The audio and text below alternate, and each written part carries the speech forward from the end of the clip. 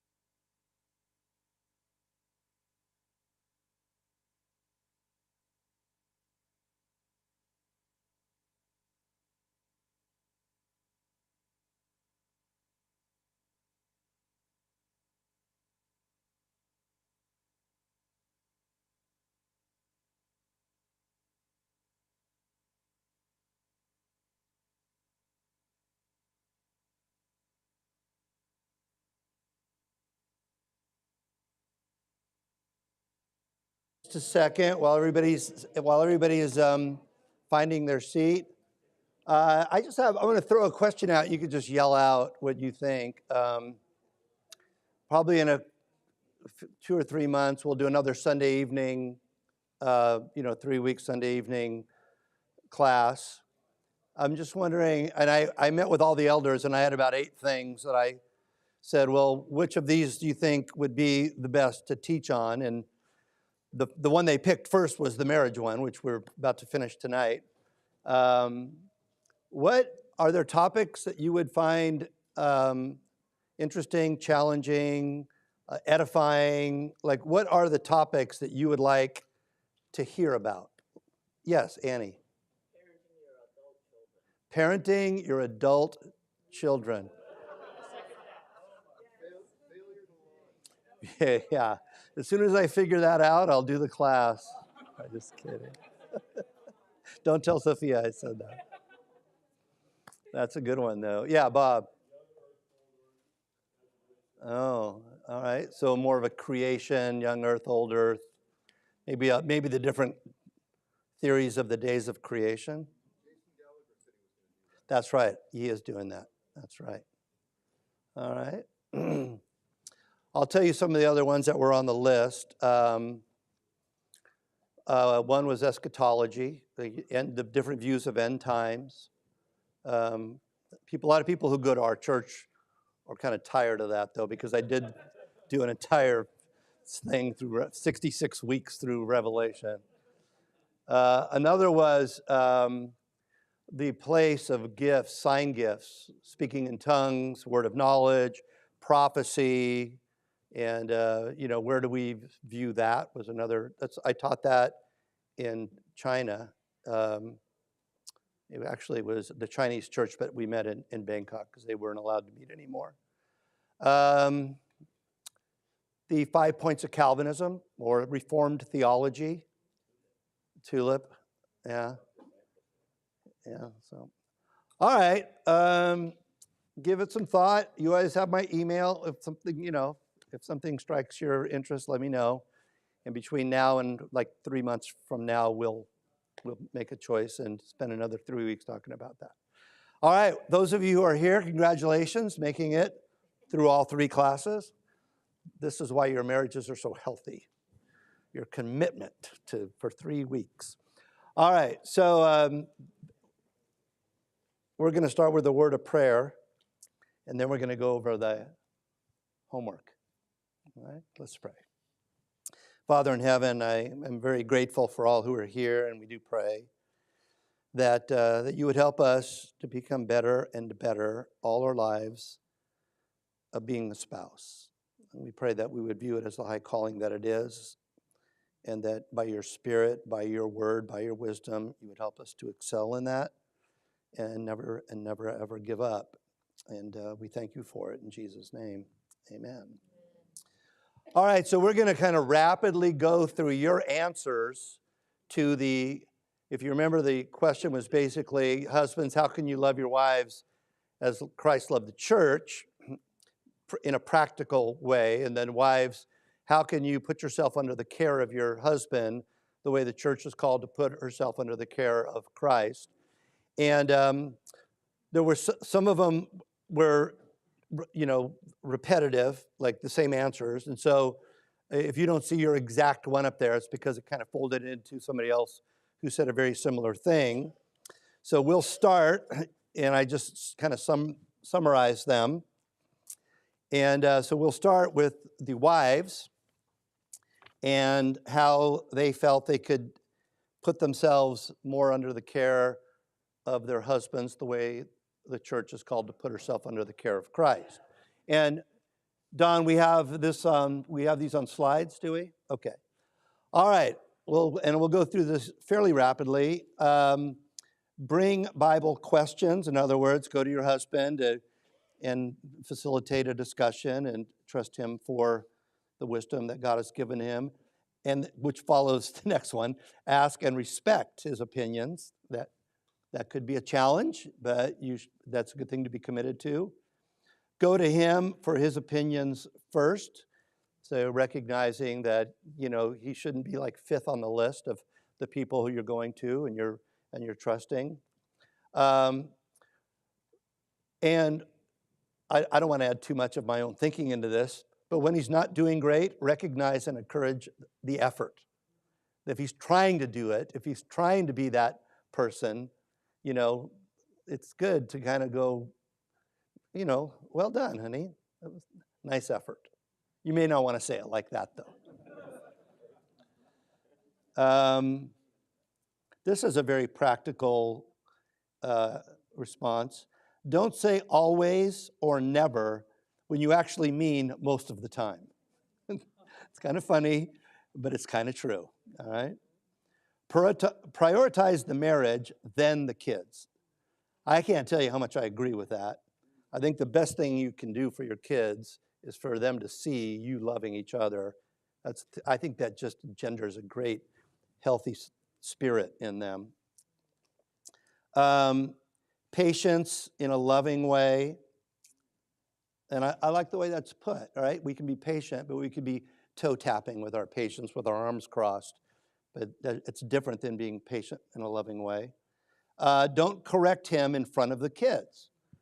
I think that's a really good one too. I mean, you don't want the kids to see a divided front. There's got to be unity there. I will make romantic advances at least once per week. I don't know who wrote that, but good on you. All right, very good. Don't be a gossip. All right. Thank him daily for things like taking out the trash. Make sure he sees his doctor and takes his medicine. And that's something my wife would write. Yeah. Those of us who are a little older, Be a better listener. Welcome him home after a long day with a hug, good attitude, and a warm home. That's pretty priceless, I have to say. A lot of us work out of our house now, but I have an office at my house, but I used to come here, and if I had a long day and I'd come home, and my wife she'd be at the door, and she always looks good to me, but she'd always look even special good, and then a warm hug, a kiss, and often a glass of wine. I don't want to advocate drunkenness, but sometimes the glass of wine was a nice added touch to that. Initiate things I desire, such as walks, dates, trips, favors, etc. Yeah, I mean, you like it, men, it's good when you initiate, but, sometimes the wives would like to do something, and if you're waiting for the guy to initiate and he just won't get off the dime, I think it's fine for you to go, hey, why don't we take a walk tonight? Or why don't we, go to a movie or whatever the event might be. Don't keep a record of wrongs. That's a good one. It's the old saying when my wife gets angry, she doesn't get hysterical, she gets historical. And, so you've got all that stuff in your back pocket, don't pull it out as a weapon, right? Pray for him daily. I will follow him, but not into sin. Jesus is the ultimate authority, so, he is not Jesus, so if he's going, honey, I got a good idea tonight, let's go rob a liquor store. You might want to be like, I don't think so, baby. So you got to know where to draw the lines. Give him undivided attention, especially when family is around. I thought that was an interesting one, because what that told me was, yeah, I want to give him attention, but I especially don't want to humiliate him and blow him off. He's talking to me, and everybody's noticing me not paying attention. It's kind of humiliating. I mean, you should do it anyway, and you shouldn't do it just to put on the show. But, if you see that this is something that's kind of humiliating to him, it's good to avoid that. Respond to romance. This kind of speaks for itself. Don't get frustrated or complain. So you get, that it just kind of builds up. Give my husband time to process questions. And so, and this obviously can go either way, but there's a question out on the table, and you want a thoughtful answer, and sometimes a thoughtful answer takes a little time to digest. So give him the time to work that out. Be appreciative when receiving a gift. Learn from his more gentle parenting style. That's pretty universal. It's not 100% universal, but just so you know, I mean, generally speaking, and there's obviously exceptions, the wife is bad cop and the dad is good cop. And, and dads, you can't allow that, and I'm talking to myself, you can't allow that to just be the way it is all the time. Sometimes you need to come in and be the bad guy. But I also think we can learn from each other. You can learn, the wives, if your husband is really kind of like patient, you can learn from that. And husbands, if your wife is more like, no, this needs to be addressed, husbands can learn from that. And together you work that out. Minister together, and I think that's great. I think as a team, we talked a little bit about office romances and stuff. You need to have the feeling that you've got a mission together. You guys are together doing something and accomplishing something together. So there might be an organized ministry that you can join together or you can do together, or it could be something less formal, but I think that's a great suggestion. Honestly communicate anxieties. I think that's pretty priceless too. If you can do that, without being overly frustrated, as we saw earlier. But, if you're kind of going, look at this is getting to me. And here's a bit of advice on that. If your spouse is engaging in a type of behavior that is beginning to cause you anxiety, don't address it while they're doing it. All right? Notice that they're doing it, and then a few days later, when there's no tension in the air, say, can I talk to you about something? Yes. When you do that, it really makes me anxious. Now, that conversation can go any number of ways, but all I'm saying is sometimes it's best not to do it in the heat of battle when you're already mad. And so because oftentimes things don't pan out nicely when it works that way. Ask his opinion for big purchases. All right, I don't disagree with that. I don't disagree. Not that my wife makes big purchases without me, but consider his dietary needs and desires. I think that's, my wife eats and exercises. She's way more healthy than I am. I mean, she's kind of like, we were talking the other day, she's like, okay, you need to do this, this, and this. And I'm like, so you're my personal trainer? She says, that's right. And I kind of like that. It doesn't bother me because I know she cares about me and she wants me to be healthier and she wants me to exercise and do all those things. And so I think it's a nice gesture to kind of go, look at, I want you to eat the right things, and yet I want you to also enjoy what you eat and all that. So learn the things that interest him. I think that's really a valuable one as well.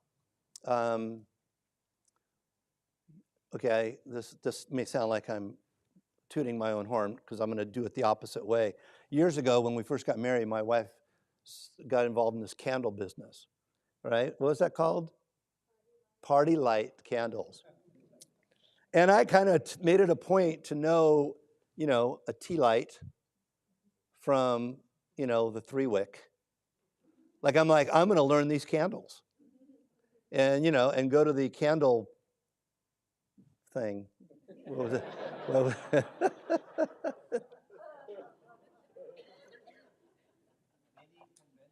Yeah, the convention. And, so you get into what they're doing, and so you kind of take an interest in whatever it is that they have interest in. So I think that's a nice one there. All right, now moving on to the husbands.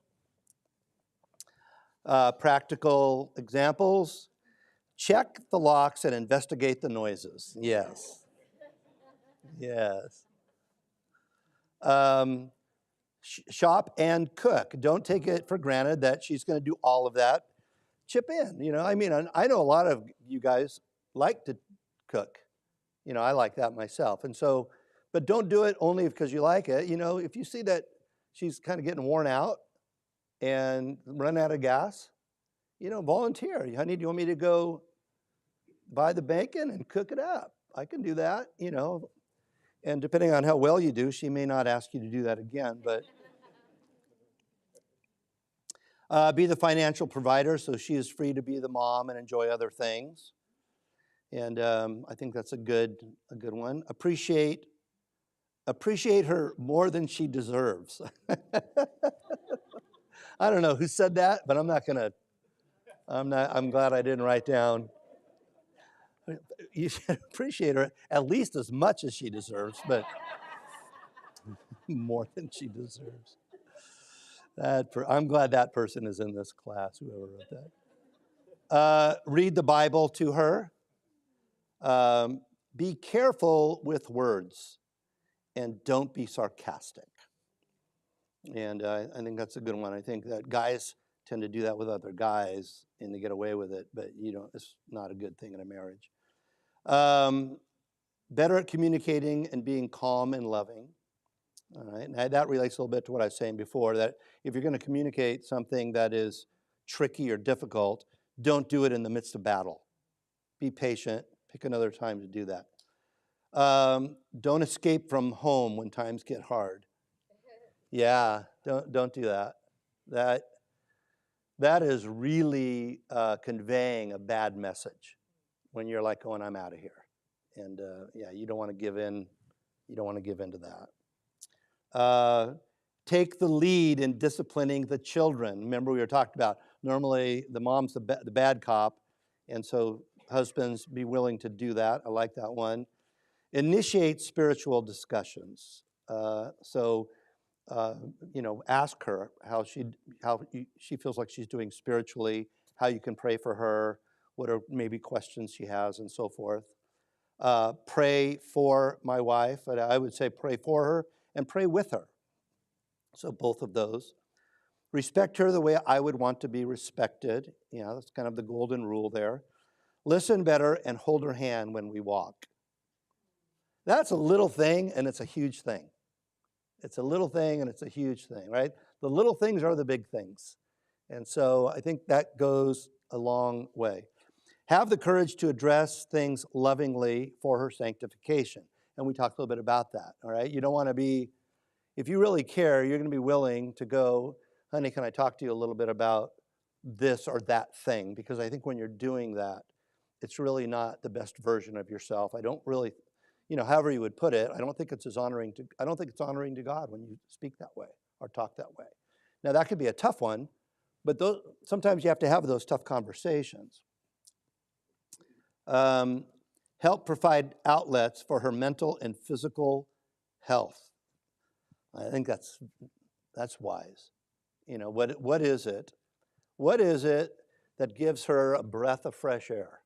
Right? Maybe she likes to take a walk on the Strand in the morning or what have you. Whatever you can do to help give her that room to breathe would be valuable. See things her way before responding. That's a great one. Like try to get it. Try to get how is she feeling? Like how is she affected by what just happened here or what I just said to her. Forgive things from the past. We already talked a little bit about that, but you just can't let those kinds of things linger. I mean, those of you, and I think most of you are Christians here, but you realize that God takes forgiving people pretty seriously, all right? Forgive us our debts as we forgive our debtors. I mean, it's almost like he's saying, look, if you want to live in a world where there's no forgiveness, don't plan on getting it yourself. I mean, it's very strong language in terms of being able to forgive the past. Don't belittle feelings. Yeah, there's some language you want to avoid there. You're overreacting. You want to get rid of that. That never helped anybody when somebody's overreacting. When you're overreacting and somebody says, quit overreacting, you think that helps? That doesn't help. It's like when somebody comes up to you and goes, hey, smile. Don't ever say that to me. If you want me to smile, tell me a joke, right?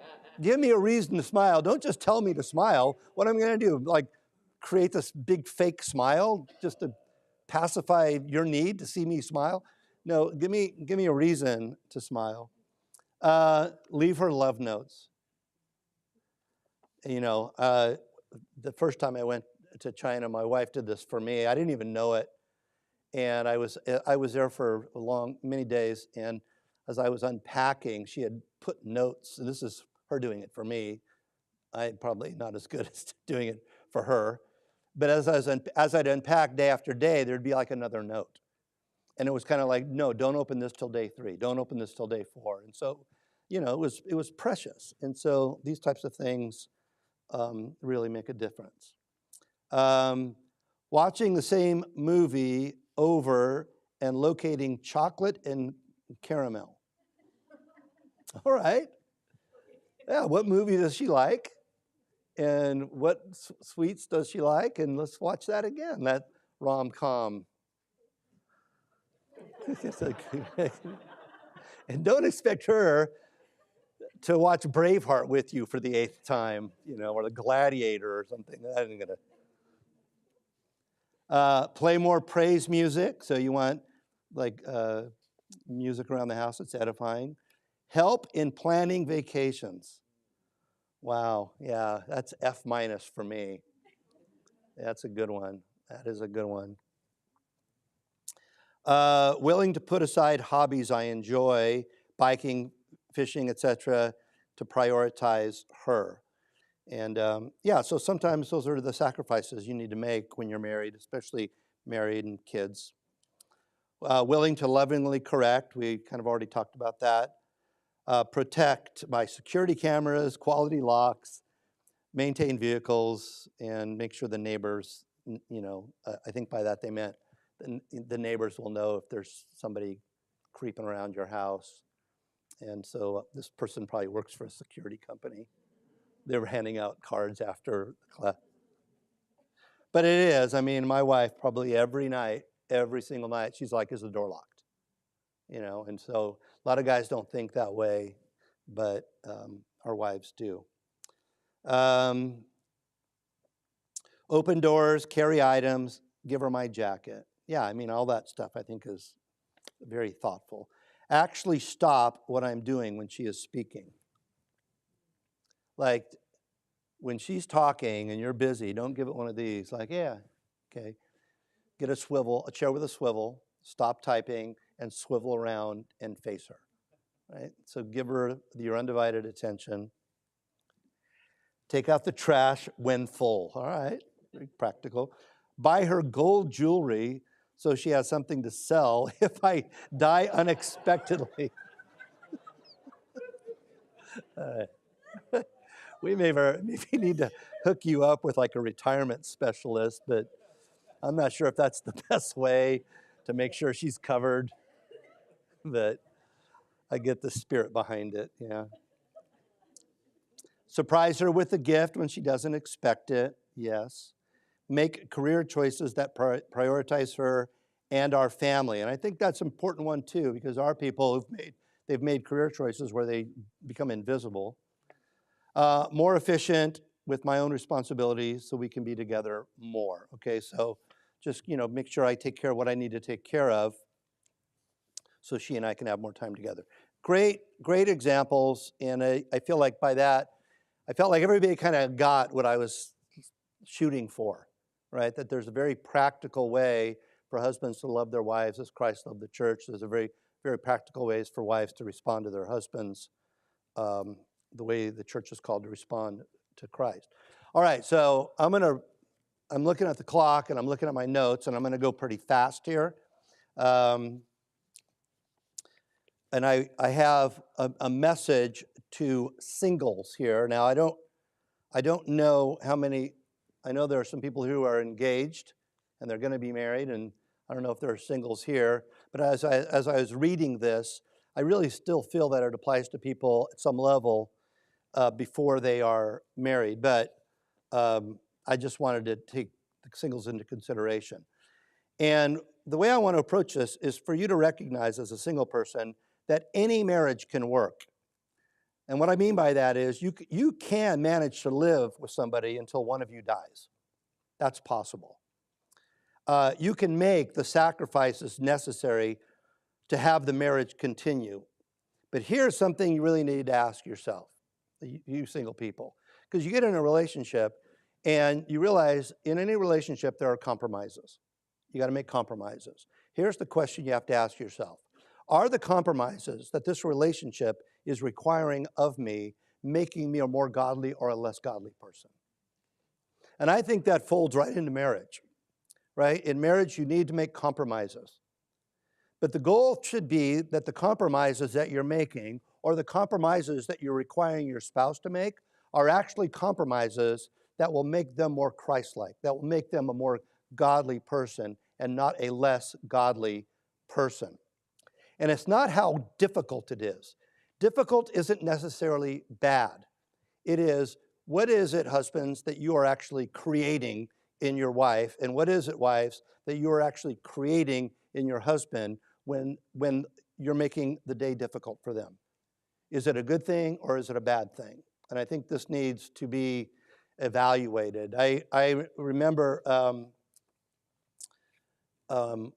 when my wife and I were courting or dating or whatever you want to say, however you want to put it, she said to me one time, she goes, I don't really feel that as a result of our relationship, I'm being drawn closer to Christ. Keep in mind, I was like the pastor of the church. And then she said, and if I don't see that change, I don't see much of a future for us. Single people, marry somebody like that. Marry somebody who's going, I want somebody who's going to make me more Christ-like, and dedicate yourself to it. And so, moving on. What I'd like to do now, I have this crazy, I used to do more premarital counseling than I do, and I'm not against premarital counseling. But I don't think premarital counseling is the be-all and end-all. I don't think it's the answer to every problem. And one of the reasons is because who you are now is not who you're going to be in 10 years. Just keep that in mind. And I think there's a value to it. And like I say, I'll do short premarital counseling. I'm under the conviction that your marriage will succeed because you've made vows. You have made promises to God. And that, to me, is a head and shoulders above me understanding you and you understanding me, that I have stood before God and said, I will be with her until I draw my last breath. And I'm promising to be a certain type of person for her until I draw my last breath. And she is saying the same thing. She's standing before man and God and saying, I promise you, Lord, that this is who I'm going to be as long as we both shall live. And I put a really high premium upon that. And so let me talk a little bit about the vows that you probably made in your weddings. And if you didn't, I think they should be there nonetheless. And there's a reason that these vows, and a lot of the vows are very familiar, and there's a reason why they're in weddings. They're in weddings because throughout the course of history, they've recognized these are the important things. This is what you need to promise. And I've been at weddings and heard about weddings where the vows are almost ridiculed, where the husband is saying, I promise, I vow to make sure that you have the clicker half the time when we're watching TV, or I vow to make you your favorite taco salad, or whatever. And like going, that's cute, but that's not the vow. the vows that you make are really kind of the measure of who you are. And the very first vow that you often see is the vow to honor. You are called to honor. This is something that needs to be done both privately and publicly. Proverbs 31:28 says, her children rise up and call her blessed. Her husband also praises her. Honor needs to be both private and public. The Hebrew word for honor, you see it in the Ten Commandments, honor your mother and your father. The Hebrew word actually means something that is heavy, something that weighs a lot. It's got a very concrete definition. I don't know if this still is the way people talk, but in the 60s, we used to say, that guy is really heavy, or she is really heavy. Now, what we meant by that wasn't that they weighed a lot. What we meant by that is, listen to them because what they have to say is of great value. They are a wise person. And so we are committing ourselves to view our spouses as having pith and wisdom. So when I see, husbands, your wife through your eyes, I am seeing a woman who's lifted up. I should get the impression that you have a really high opinion of her. And it's really easy for husbands to fail, more than the wives, but it goes both ways. You know, the old ball and chain, and they've got all these, guys got all this language to talk about how difficult their woman is. You got to make a vow not to do that, not to be that, and not to even to entertain that type of thinking. You are committing before man and God that woman is somebody whose opinion you highly value. She is a princess in your eyes. And wives, you are to do the same thing with your husband. He's got to be committed to view you as a princess, and you've got to be committed to view him as a prince. And it should make other people uncomfortable how high of an opinion you have of each other. It's just got to be so warm and tender and real. And if it's not real, you need to make it real. You need to get there in your own heart, in your own mind. You got to go, Lord, you've given me this person. You've joined us together. You've called me to honor her and honor him, and help me to be great at that. Let me tell you, if you get good at that, that changes the temperature of the entire household. Honoring your spouse. The lack of honoring your spouse, let me tell you where it surfaces. It surfaces in conflicts. When all of a sudden you've decided to say out loud what you've been thinking, right? And you're like going, you've been harboring this, and now you're in an argument, and you've decided it's a good time to just blurt it out. My wife and I will go on little retreats with other couples, and who we've known forever. People we've known for 30 years. And something I noticed that I actually pointed out in one of our trips, there's 5, 6 couples, is that the spouses talk to each other with much less respect than they talk to the rest of us. Like, the husband will talk to his wife, and I can tell he's a little frustrated. And there's a tone. And I get that. There's a familiarity. You know the old saying, right? Familiarity breeds contempt. And there's a history. And he's already told her 8 times. It's in the closet. Now he's frustrated. But I could make as big of a mistake, and he'll never talk to me that way. I want to challenge you in this. At very least, talk to your spouse as nicely as you would talk to a perfect stranger. Right? You've just got to go, I'm going to be careful with the way that I'm talking to somebody. And I'm telling you, once you're married for a while, you're going to get comfortable not doing that. Don't give in to that. Work really hard at speaking to them as if you're hoping to get a date, as if you just met them and you're hoping to see them again. I mean, all the things that are attractive in a relationship, be committed to those types of things. Be careful in the conflicts to not let your flesh get the better of you. And there are some things I want to just point out to help us honor each other in situations where there's a conflict. Understand. We talked a little bit about that already. Make sure you understand what your spouse is trying to say. Don't start arguing only to realize that you're arguing against something that was not even proposed, which, by the way, happens all the time. Make sure, and this, you know what, this is just in life too, not just with marriage, but especially in marriage. Make sure that you are really, really listening and not just waiting for your turn to talk. Just really get what she or he is saying.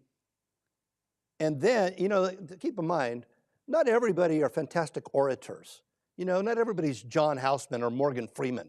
They're not going to be able to say things super eloquently. Sometimes your spouse is mumbling through it, and they're not using the right words, and they might not be using the right tone. Give them the benefit of the doubt, and do your best to even be a better listener than they are a communicator. Don't tell them that, right? But you're like going, I really want to understand what the problem is here before I say anything. If you don't really get it, then trying to respond is going to be impossible. Just be a really, really good listener. Have you ever met a good listener? Good listeners are fantastic people, right? They are so interesting. You've heard the old saying, you want to be interesting? Be interested. You ever talk to somebody and you're talking and all of a sudden you can tell they are really into what I'm saying here. And now maybe they are and maybe they're not. Maybe they're just good at going, I'm going to be interested. But we need to work at being interested and grasping the things that our spouse is saying. Secondly, avoid frustration. Don't get frustrated if you're trying to communicate and they don't get it right away. Right? You feel like you've said it as clear as you could say it, and they're not getting it. Well, maybe you're just not saying it as clear as you think you're saying it. Or maybe they're having a hard time putting the pieces together. If you feel your temperature rising, one of the fruit of the Spirit is self-control. You need to control yourself. Don't fly off. The anger of man does not achieve the righteousness of God. Don't start flying off the handle when you get frustrated because they're not understanding you and that whole thing, because it becomes so counterproductive. Third, attack words. This all falls under dishonoring, by the way. Think and pray long and hard before you're willing to question the character of another person. Now, again, I'm talking about married couples, but this could be anybody. This idea that you're just going to attack and assassinate somebody's character, like willy-nilly from the hip, if you're going to do that, you better put a lot of time and thought and effort and prayer and understanding. Sometimes that needs to be addressed, but to just kind of immediately, right away, pull it out and start going, you are a selfish person. Now, you might address, and understand the difference here, and this will be true with your children too. You might address selfish behavior. When you're doing that, you're being selfish. That's different than saying you're a selfish person. You see the difference there. And so, I think it's important when my selfishness is being pointed out. I want to know if I'm being selfish. I don't like it. I don't like to hear it. But I hope everybody here would want to know if they're being selfish. But it's an entirely different thing to go, I'm going to consign you to the ash can of selfish humanity. I'm going to put you there with all the evil people. You need to kind of not, you got to back off of that kind of attack. I shouldn't get the impression that you're engaging my selfishness because you're just so fed up with me. Right? If you're going to address me being selfish, I need to get the impression that you care about me, you care about my soul, you care about my character, and you're addressing it for me. And again, this goes with spouses and it goes with kids. You don't want to discipline your kids in such a way that you're venting, right? That it's cathartic to yell at your child or something. That is not, kids will pick up on that. You talk about, whether you spank or whether you use timeouts. This idea of, abusing your child. And, there's a big, I believe spanking, not to get into the parent thing, but I believe the Bible does teach that spare the rod, spoil the child. There's a place for spanking. And people immediately will say, oh, that's abuse. Let me tell you something about abuse in discipline. Any discipline can be abusive. A timeout. Well, if the timeout is putting them in a closet for 3 days, that's abusive, right? Or you're like going, well, we're not going to even spank them, we're just going to talk to them. All right. Well, if your talk becomes incendiary and caustic and repetitive and violent language, I would rather get a spanking than have somebody yell at me for an hour. I have experience with that as the spankee. This is how old I am. When I was in high school, they had SWATs. They called it corporal punishment, right? If you were bad, you got a SWAT. Big old strap, and some guys had these big wooden, like these teachers prided themselves on their weapon, And I remember Mr. Glushenko, he had fought at the Battle of the Bulge. He was a drafting teacher, and he didn't let us know till halfway through the semester that he had a wooden leg until he took what's that thing you draw circles with in drafting? Yeah, the compass, and he took the compass and stabbed it into his leg. And we're all like, and he's like, yeah, I got a wooden leg. So that's the kind of guy he was. Anyways, I didn't always behave myself in his class, and he had kept a ledger of how many SWATs he owed me. I think he owed me like 5 SWATs. And he goes, Viggiano, you can either get 5 SWATs or detention. What do you want? And I'm like, I'll take the SWATs. I didn't want to go to detention. I'll take 5 SWATs over sitting in the breakfast club for an hour, And so it all depends, on the level. But you see that with kids, but we see it with each other too. If you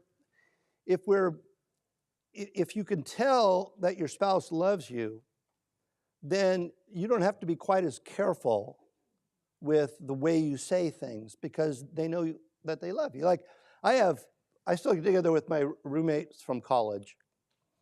And, so it's been 50 years. So we have a lot of history. So we get together and we take off right where we left off, right?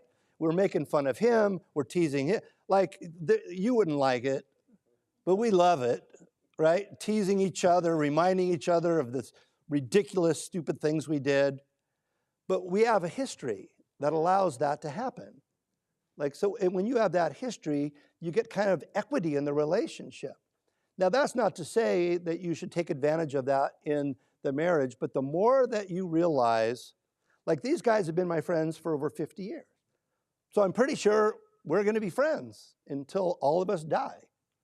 So once you've got that kind of history, you've got the security of that relationship that it's not going to end, and you can say things to each other either, and sometimes we'll, I don't want to get into the story, but one of the guys the one guy who passed away became a member of this church before he died, and I ended up doing his wedding, and it was very sweet, right?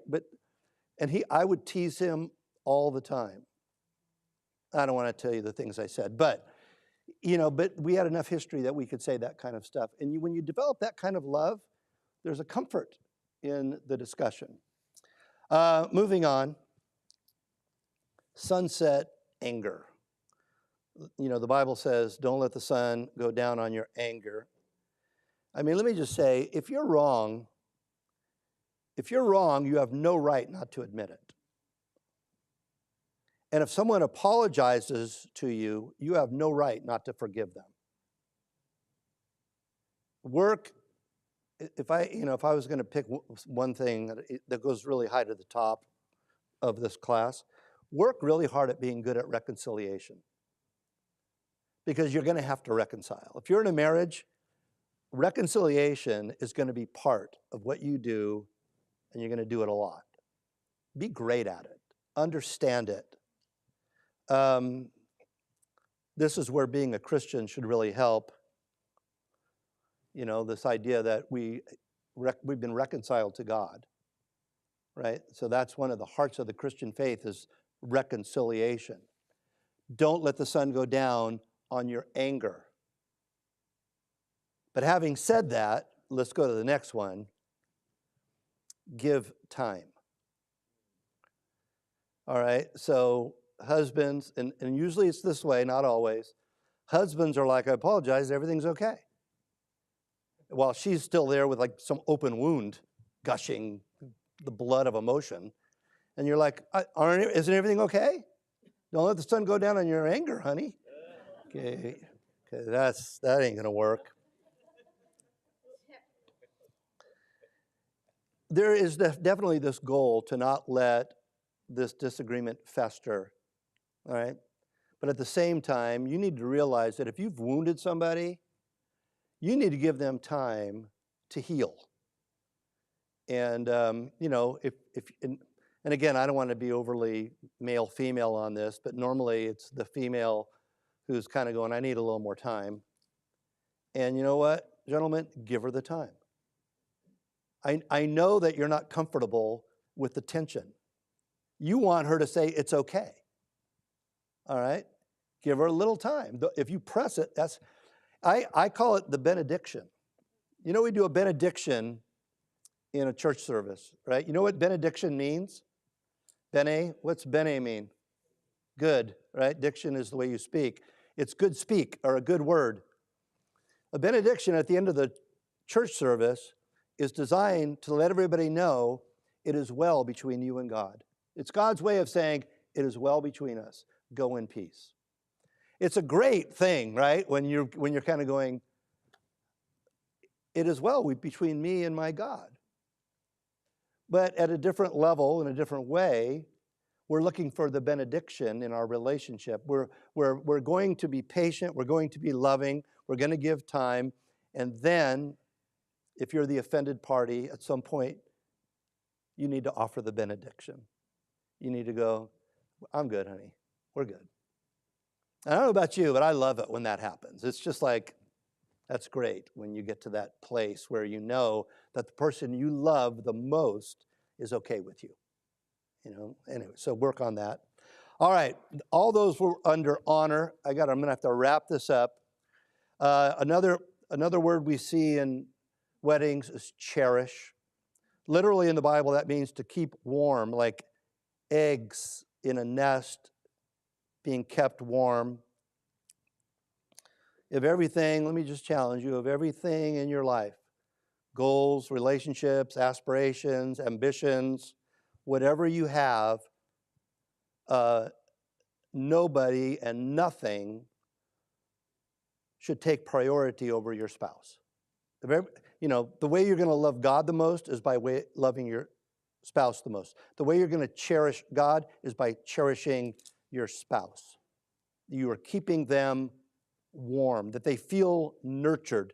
They feel the way you think of an egg, right, on top of a tree, and there's predators, but there's the eagle, right, who's going, you're not going to touch my eggs.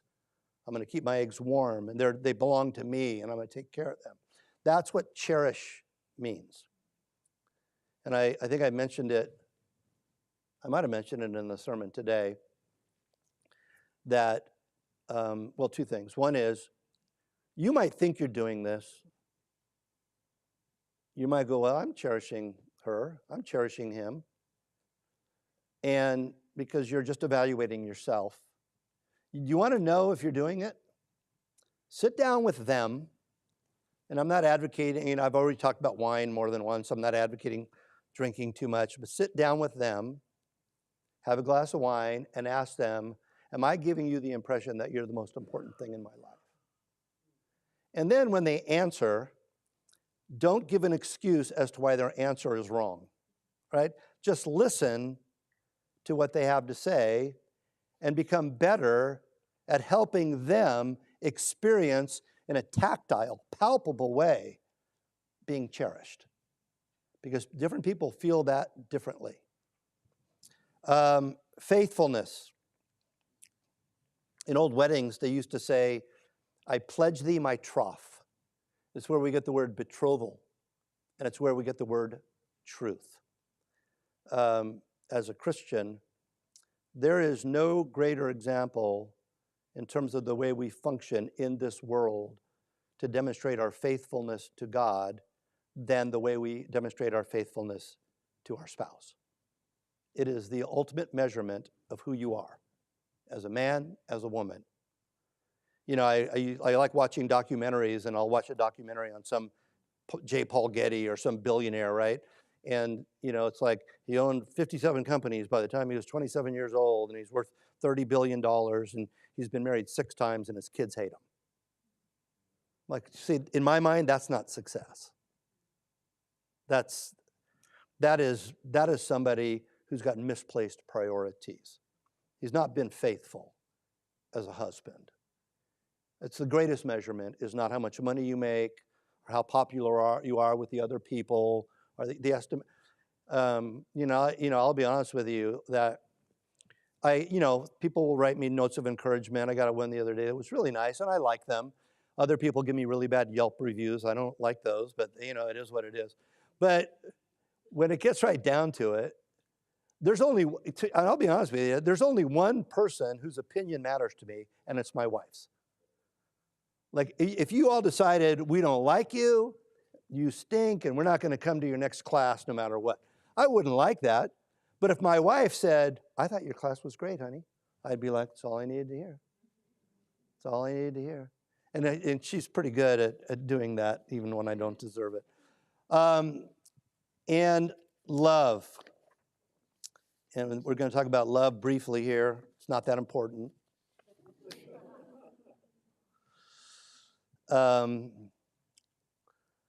There's different types of love that we see in the scriptures.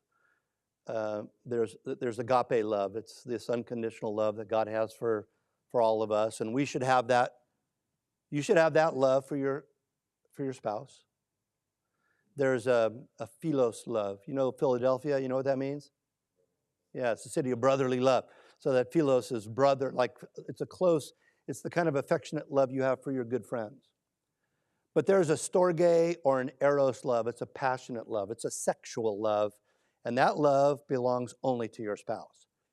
And it is very difficult in the world in which we live, where the glamour is all over the place, and people are dressing in such a way as to get your attention, to avert your eyes and not be somebody who's lured away, even in your thoughts, to think a certain way that doesn't belong to anybody else but your spouse. Pornography on the internet is a plague.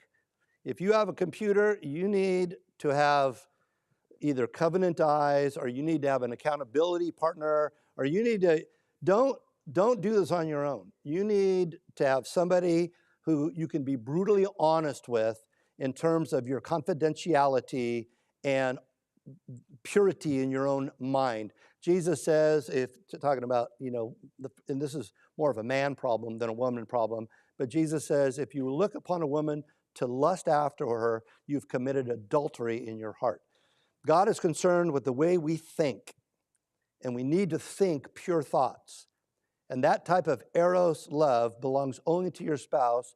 And I will challenge you right now that if you sense that storge, eros, passionate love encroaching upon you in regard to anybody else. It's coming from the enemy of your marriage, the enemy of your soul, and you need to turn and you flee, right? You resist and you flee, and you don't allow it to be part of your life. It belongs only to her. Now, love is a funny thing because, you know, Jen and I have been married 30 years. When we were dating, we would talk on the phone. It was so exciting. And we would talk on the phone till like 3 o'clock in the morning, right? You're just like, what about this? What about that? You hang up. No, you hang up. I'm not going to hang up. I mean, it was just like,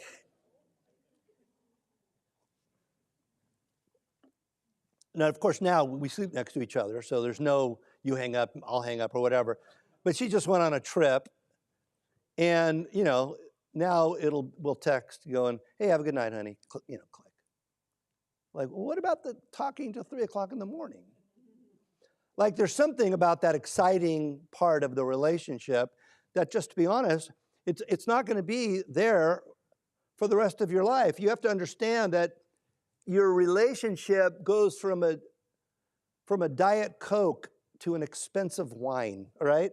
And you've got to recognize that expensive wine. And, you know, and I don't want to overstate the issue with me and my own wife, but I feel like, she was gone for like 3 nights or something like that. And really by the 3rd or 4th night, I felt like I was missing a limb. Like I didn't really want to talk till 3 o'clock in the morning, but I'm like, there is an emptiness here in my life that I'm not really happy about. And I was really excited for her to come home. And that comes after 30 years. I don't, so allow the way you experience love to evolve, not Darwinian evolution, but evolve in a beautiful and rich way that you actually feel like that person is genuinely part of your body. They're part of you. So don't try, don't expect the puppy love and the infatuation to always be there, even though from time to time it may show up, right? But the relationship has got to be a deeper understanding of love than what's happening, when you're in high school. And finally, for life. Most of your vows contain something along the lines of, till death do you part. The ones I do, I used to say, till death do you part, and then a woman said, I don't know if I want to have the word death in my wedding. Can you do for as long as we both shall live? And I'm like, all right. They both mean the same thing, right? So, but basically you're kind of in it. You're in it for the long haul. I don't want to overly dramatize this, and I realize that there are some exceptions, for the covenant of marriage. We talked about this in the morning. There are some biblical justifications for the marriage to come to an end, but those are the exceptions. They are not the rule. But I will tell you this, that if you have it in your head that if things get rough, you can exit the marriage. If you have that in, and one of the guys I was just telling you about who I went to college with, he got married before all of us, and he was kind of the most wild of all of us. And we were talking, and he goes, I go, so you're gonna get married, huh? He's like, yeah. He goes, but you know what?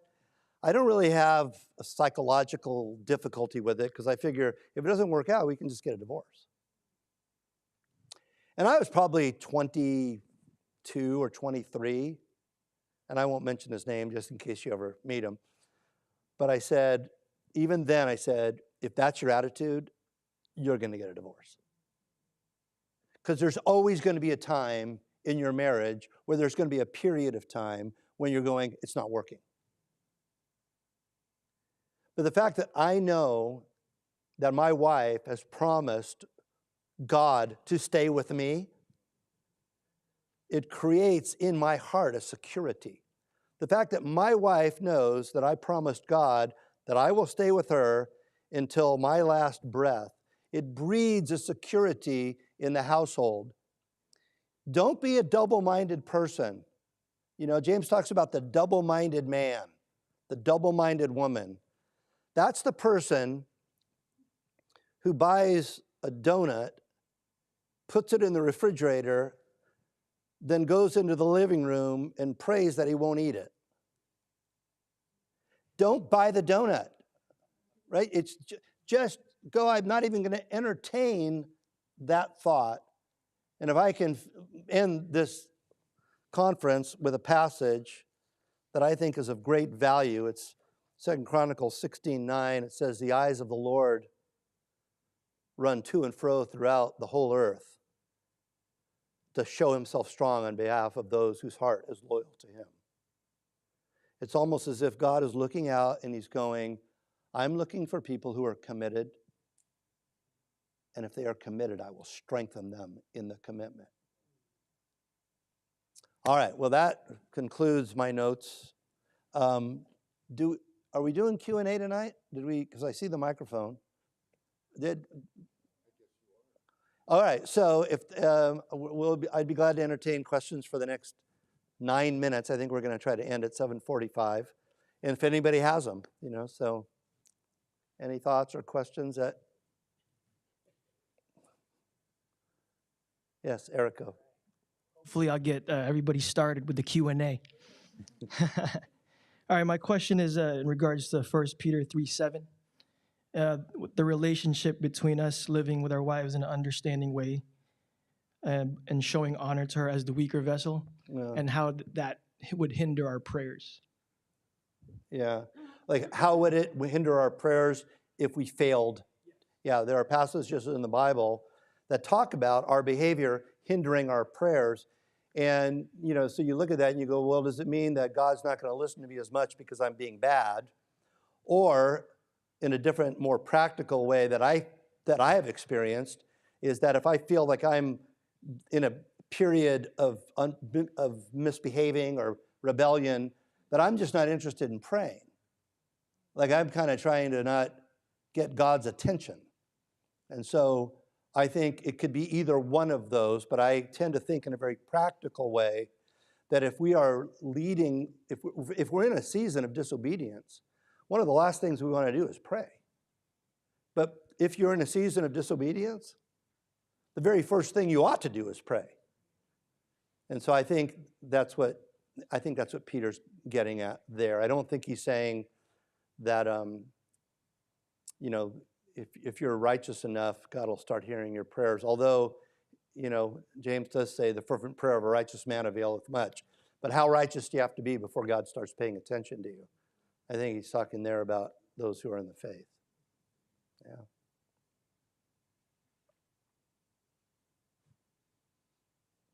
Well, I guess you really didn't get the ball rolling after all, Erica.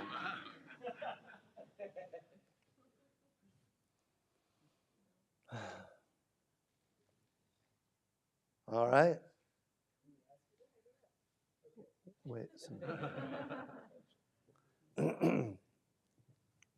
Okay, as we're looking to get married soon, we're engaged now, which is cool. So, but just thinking through the years of talking to my mom and all these other people, just, how important is intimacy in marriage? And can you talk about that a little bit? Well, the Apostle Paul says that intimacy is, I'll put it this way, it's the one behavior where the husband has to submit to the wife. The way he puts it, but he actually puts it both ways. In 1 Corinthians 7, he's saying, your body, and the context is intimacy, doesn't belong to you. It belongs to your wife, or vice versa, it belongs to your husband. Now, I would say, okay, you don't want to have the attitude, if she's had a bad day and she's not in the mood, to march in and go, hey, honey, 1 Corinthians 7, I'm not sure how well that'll work itself out. But I do think that you should have the disposition in your marriage that you're not withholding intimacy from each other. There should be normally there should be a green light there. but the person needs, but we need to be sensitive to each other. You know, we can't just kind of be insensitive to the fact that sometimes, you know, that's just not a good moment, you know. But I think generally speaking, that should be green light. Very brave question. Yes, Dahlia. Okay, I'm actually piggybacking off of that since you were brave. So everyone, like, we're good. Husband and I are good. I'm actually, Okay. Thank you for yeah, the disclaimer there. yeah, disclaimer. But I did have a conversation with a friend and that came up. And so, like, frequency or how often or how long since the last time there was that sexual intimacy. So, from a pastor's point of view, at what point, when somebody comes and talks to you, at what point do you say, wait, it's been that long? Like, that's a bad sign. Yeah, and it all, you know, I mean, you know, like a lot of questions, the answer to that is it depends. You know, if there's a couple in our church and they're in their mid-80s, you know, we'll probably give them a little more of a wide berth in terms of how long. But and a lot of it has to do with the reasons too. So you're married, you have kids, you have little kids, and it's crazy. And we saw in some of the answers, right, that I'm not going to allow my kids to rob me of the intimacy. And you know, and I don't know if anybody holds this view in the room, and I don't want to sound impatient about it or disagreeable, but I think that you should, even if you have kids, you should still date your spouse. You need to go out. You need to have the two of you enjoy each other's company. And so if, say, you've got a young couple and they're like, you know, they haven't had intimacy in 3 months or 6 months because the kids have everybody crazy, my advice would be you need to get somebody to watch the kids. I mean, you got to figure out a way around this or through this. So it all depends on why that's happening, what the deal is. But I think it's something that's important. And you got to kind of investigate is it because you don't like each other anymore? Like, you're just like going, don't touch me. When you touch me, it makes me sick. Or, I mean, that's a sign of another problem, right? So, but I do think that, you know, that you need to romance your spouse. I mean, I don't want to get overly graphic or anything, but, you know, you got to date them. You've got to touch them in such a way that they enjoy, you know, your hands upon them and kiss them and be the 24-hour lover that even when you're not engaged in the act of intimacy, the relationship is intimate. You know, you're holding them, even apart from sex, you're holding them in a way that you wouldn't hold somebody else, right? Now, you know, it's funny because my wife, you know, not only is she a lot younger than me, she looks younger than she is, okay? So this creates a little bit of a problem in our church. Because I'll like be hugging her and people are visiting the church and we'll be in like a real hug. And I'm like, you know, well, who's the pastor hugging there? You know, but that's the kind of hug that I like. And I think she likes the hug too. And, you know, so we do the hugging. Yes, Annie. My question is, if anything happened to me that for example, if I get in a car accident, I'm in a coma, and I'm not expected to come out, the for life thing, I would not expect Carl to hang out the next 10 years without some other kind of companionship. So as our age, you know, together, how would you reconciliate that, and what would you suggest for him? No, I mean, I have a volleyball buddy who that exact thing happened to. He went into a got into a physical condition where for years and years and years he couldn't get out of the chair and what have you. And obviously you're painting one of the most difficult conditions that there could possibly be.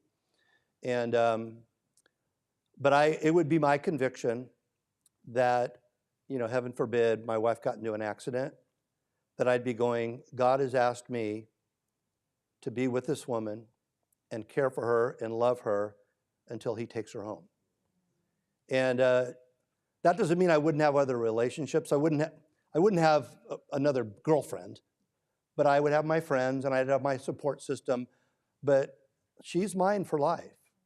And, the for better or for the worse, that's the worse, right? You just painted a good picture of the worse. And so that's, and having said that, there have been other people I've known that type of thing has happened to. And, they've flown the coop. I don't agree with them. I kind of get it. Like, I'm not inhuman. I understand the difficulty. But there are times when God calls us, I think of Richard Wurmbrand, tortured for Christ. He called him to be in prison for his faith and be tortured in prison for his faith.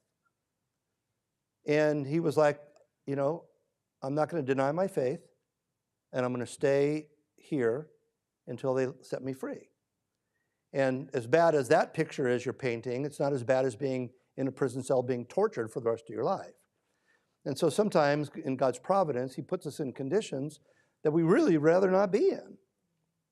And so the question we have to ask ourselves is, at what level am I willing to, as we read today, right? Though he slay me, yet will I trust in him. I mean, it's one of those things where Job's wife is going, you remember her famous line? Like, Job is going through all this horrible stuff, and her one famous line is, curse God and die. Just get this over with. And Job was like, you speak as the foolish women speak. Do I not receive both good and bad from God? And so it's a tough one. It's not easy.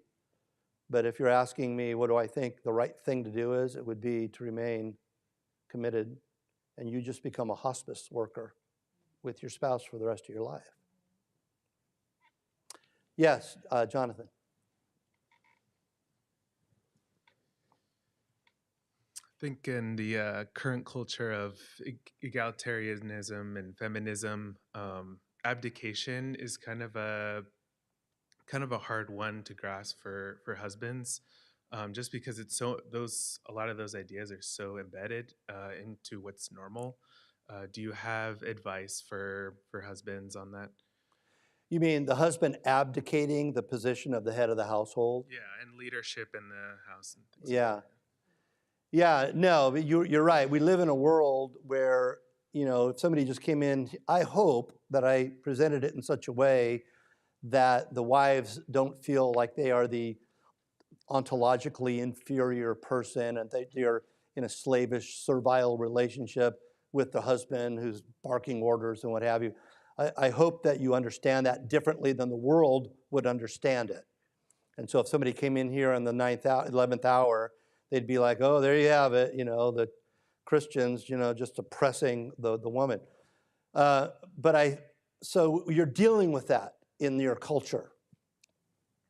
I think that the best way for you to deal with that is to make sure that you are utilizing your headship in such a way as to nurture and feed and lift your wife up. If she sees that you're doing that, if she sees that you are exercising your headship to serve her, then you've taken the world's argument and you've turned it on its head. I think I mentioned, I don't know, maybe I mentioned where I've probably done hundreds of weddings, and I always use the Christian wedding, even if they're not Christians. And in the Christian wedding, the vow of the wife is, do you promise to put yourself under the care of your husband? And when I explain that to people, I've probably done, 600-800 weddings. There's only been one time where the wife said, I don't want that in the wedding. I don't want it to in any way sound like I'm subservient. Every other time when I've had the opportunity to explain, here's the role of the husband, loving you as Christ loved the church. Here's the role of the wife, responding to the husband the way that. Every time the woman has gone, yeah. Because I end up talking to the guy for a long, just like in this class, right? I talk to the guy, and the wife there, you know, the fiance, is sitting there going, ka-ching. Boy, this guy's really leaning on my, you know, and they like that. And so it's a matter of doing it excellently and not giving in to the lies. We're just surrounded by so many lies. We just can't let them into the household, you know. It's a good question, though. Yes, Tracy. You've used the words throughout the times of accountability, partner, support system. I don't know if you've actually said mentor, but in terms of, you know, a married couple seeking support, what would that look like? A guy only with the guy, couple with couple? How does someone initiate that? And what have you seen over the years? It either works or doesn't work in that angle. Yeah, that's a good question. And what I've seen work pretty nicely is, you know, if you're a young couple and there's an older couple that you respect, and you ask them, would you be willing to meet with me and my wife or me and my husband and just kind of help us through what marriage looks like? And in the way I've seen this work kind of nicely is, so, you know, say you're the older couple, right? I know you're not that old, but let's just say you're the older couple. that you take the husband aside and Julie takes the wife aside, and you have whatever discussion you think is appropriate to go, well, this is the role, you know, this is as a wife what I've tried to do, this is as a husband what I've tried to do. And you do that separately, then the two couples come together. And then you have a discussion with the four of you to make sure everybody kind of understands what this should look like. And I think that's kind of a beautiful discipleship model to do that. I think that the one-on-one is helpful because, you know, somebody feels a little freer to say something. But I think only one-on-one, I know when I would do marriage counseling, I don't do it as much anymore, but I wouldn't meet with one person. I would always require they both be there. I can't heal a marriage where there's only one person who wants to heal it. Like, it's like you both need to be here. So I think there's some value in having the one-on-one conversation, but I think there's value in having both of them as well. And that's the beauty of being in a church where you have those older couples that you can find, you know, and you can take advantage of them, you know. It's the way the church is supposed to work. Old women teach the younger women and vice versa, you know, and men as well. All right, we are past the order of the day. As Presbyterians, we don't generally allow that to happen. Thank you very much. You guys have been great. Thank you.